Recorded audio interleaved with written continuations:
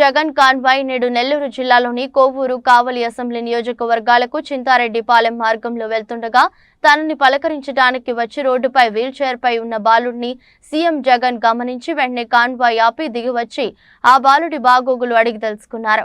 వివరాల్లోకి వెళ్తే కుమ్మరకొండూరుకు చెందిన 20 ఏళ్ల దర్శిగుంట జయకృష్ణ 15 ఏళ్లుగా ఎదుగుదల లేక నడక రాక అంతుపట్టని వ్యాధితో మంచానికే పరిమితమయ్యాడు.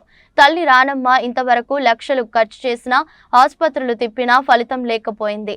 భర్తను కూడా పోగొట్టుకుని కొడుకు వైద్యం కోసం ఇక ఖర్చు చేయలేని పరిస్థితుల్లో సహాయం చేయమని సీఎం వైఎస్ జగన్ కు విజ్ఞప్తి చేసుకుంది.